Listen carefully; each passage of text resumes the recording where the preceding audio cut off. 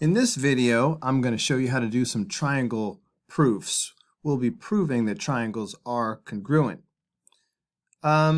This one is halfway filled out for us because baby steps.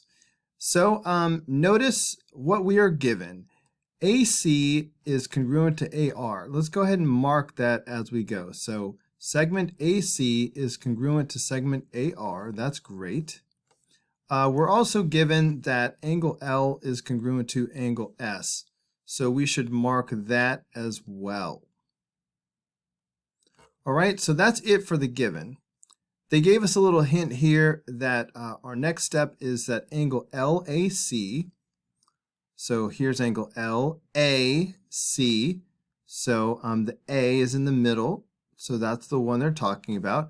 And that's congruent to angle SAR. S to the A to the R. So those angles are congruent. Now I need to supply the reason, and the reason is the vertical angles theorem. These are vertical angles. So probably the easiest thing to do is just to say vertical angles are congruent. So I'm going to abbreviate. Vertical angles are congruent. Or you could say the vertical angles theorem, either way. Now they're going ahead and saying that the two triangles are congruent to each other by angle, angle, side. And that's true. I see angle, angle, side. So the triangles are congruent.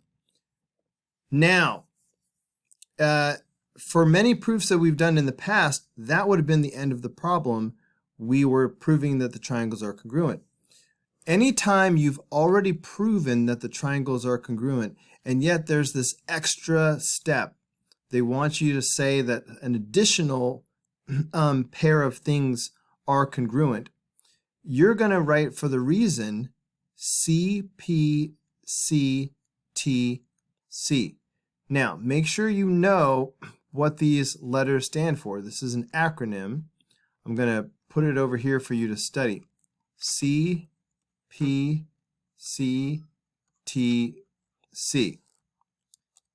This stands for corresponding parts of congruent triangles are congruent. Make sure you know what CPCTC stands for, but the bottom line is if you've already proven that the triangles are congruent and you need to say that an extra pair of things are congruent, it's going to be CPCTC. All right, let's do another proof. Looks like we're getting the given out of the way first. We are given that angle B is congruent to angle D. All right, so angle B is congruent to angle D. Okay, here's something new. Segment AC bisects angle BAD. Bisect means to cut in half. So focus on angle BAD. Here is angle BAD. BAD.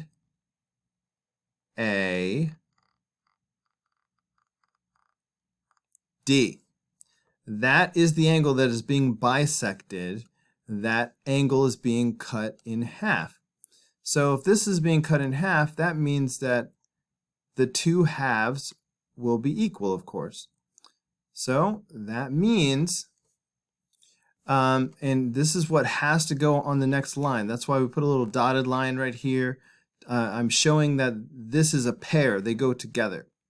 So if the yellow angle is being split in half, that means angle BAC, angle BAC is congruent to angle DAC. Angle DAC. So basically, when you see this bisecting thing, mark it on the diagram using your common sense there. And whatever you marked, that's your congruent statement. Now, what's the reason? For a giant hint at the reason, look at the previous statement. The statement says the keyword bisect. So guess what? The reason is going to be definition of bisector. I'm going to be specific and say definition of angle bisector.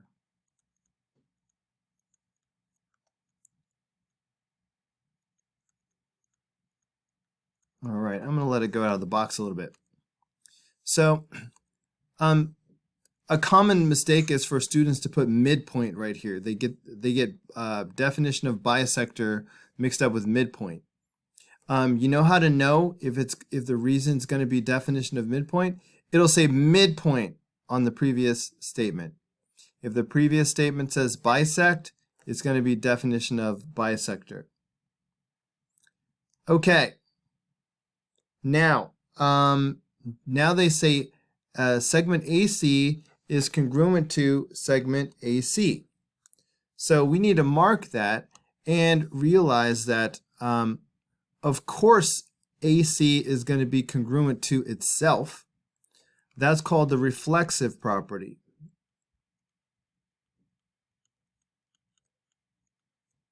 All right, anytime you have a segment or an angle that's congruent to itself, you need to remember that's reflexive property. Now, triangle ABC is congruent to triangle what? Well, look at the symmetry. ABC. Angle A is congruent to angle A. Angle A of the top triangle. In fact, what I normally say is this. Focus on one triangle at a time. And for now, let's focus our eyes on the top triangle. So we have a yellow triangle, and then we have the white triangle. Okay? So triangle ABC is the yellow triangle. So angle A of the yellow triangle is congruent to angle A of the white triangle. Now it's time for angle B. Angle B is congruent to angle D. And then now it's time for angle C. Yellow angle C and white angle C are congruent. Now, what's the reason? Again, focus on just the yellow triangle. I see two angles and a side. I see two angles and a side. That means it's either going to be angle, side, angle, or it's going to be angle, angle, side. It matters which one of these you pick. It's going to be one or the other. The question is, how do you know which one it is? Well, notice that this S is between the two A's. So it'll be angle, side, angle if the side is between. If the side is between the two angles. If not, it'll be angle, angle, side. So look at these two angles. Is this side between the two angles? No. This side up here, this is the side that's between the two angles. All right, so it's not going to be angle, side, angle. It's going to be angle, angle, side, because the side is not between the two angles. Normally that would be the end of the problem, but for this problem, they didn't ask us to prove the triangles are congruent. They're asking us for an additional pair of congruent things. So obviously whatever we're trying to prove has to be the last statement. So we have to say segment BC is congruent to segment DC. What's the reason? Well, this is what we learned on the previous problem. Corresponding parts of congruent triangles are congruent. Again, if you already have the triangles congruent, you've already proved that, and then there's this one extra step, it's probably going to be CPCTC. Okay, every problem they're taking away some of the steps and making us do more of the work on our own. Here, the first two steps are given. we just have to fill in what the given is. So here it is right here. Angle NLM is congruent to angle LNO. And let's mark that also on the diagram. You know what? I just feel like using a different color this time, though. Angle NLM is congruent to angle LNO. Okay, NLM. NLM. That's this angle right here. Is congruent to angle LNO.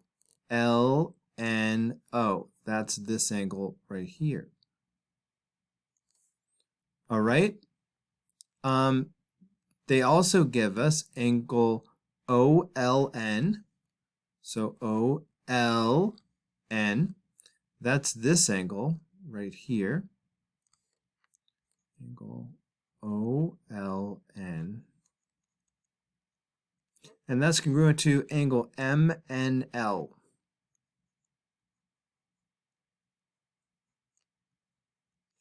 Okay, MNL. That's this angle down here. That's the end of the given. What else can we mark congruent on this triangle just because of the way the picture looks? Do you notice that we have a shared side? This is a shared side, so this is side LN. Whenever you have a shared side, you can say that it is congruent to itself. And you can just mark it like I just did. So LN is congruent to LN. When you have something congruent to itself, that is the reflexive property. Okay, the reflexive property. Now it's time to say that the triangles are congruent. So triangle LMN. All right, LMN is the yellow triangle. Focus your eyes on that, please. And let's see how it matches up with the white triangle. So just be very careful. Okay, the yellow angle L. See how it has a single mark? Where's the single mark on the white triangle? It's down here at N. So the yellow, so LMN, that's the yellow triangle. So the yellow L is congruent to the white N. Okay, so that's why we're going to put N. Next comes M. Yellow angle M is congruent to white angle O. And then yellow angle N is double marked, and that's congruent to white angle L, which is double marked. So L. Now why? What's the reason? So look at the yellow triangle.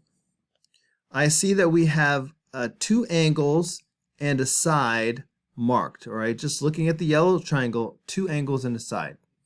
So that means it's either going to be angle, it's either going to be angle, side, angle, or it's going to be angle, angle, side. It matters which one you pick. It'll be angle, side, angle, again, if the side is between. If the side is between the two angles, then it's angle, side, angle. Otherwise, angle, angle, side. Okay? Now, is this side between the two angles? Yes, it is. It's right sandwiched in the middle between the two angles. So that tells me that it's going to be angle, side, angle.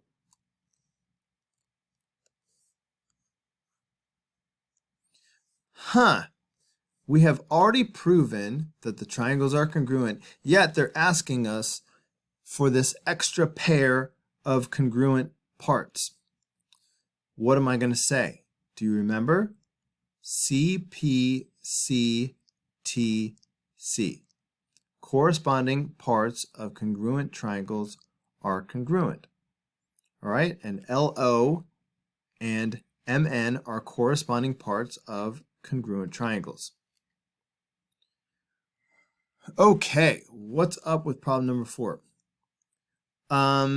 X is the midpoint of AB.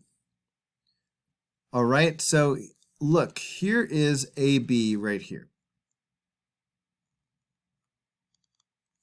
X is the midpoint of AB. How do I mark that? Well, if X is the midpoint, that means that this side is congruent to that side. And guess what? That's what they want us to write down as the very next statement. In other words, segment AX is congruent to segment XB. All right, so if they give you something and you ask yourself, okay, how do I mark that? However you mark it, whatever you mark, that's going to be the next statement. Now, what's the reason going to be? Is it going to be definition of bisector? No, believe it or not, that's a very common mistake. If you want a hint for the reason, look at the previous statement. See how it says midpoint right there? That's why it's going to be definition of midpoint. I know, shocker. Okay. Now here comes another given. Let me erase this yellow. It might be my way. I don't know yet. All right, what is this other given?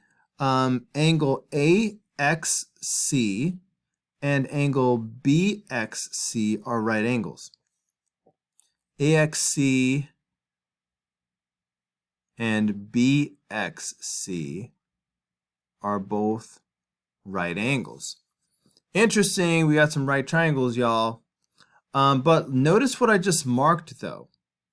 When I put those boxes down, that means I'm marking these two angles congruent, though. So that's so I'm going to immediately say angle AXC is congruent to angle BXC. Do you see why these are a pair? They go together. That's why there's just a dotted line between them to remind you that this is a pair. If you have two angles that are right angles, automatically that means they are congruent. That will always be your next statement.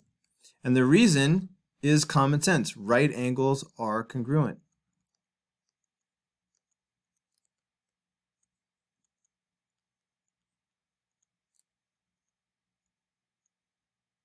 Okay, right angles are congruent.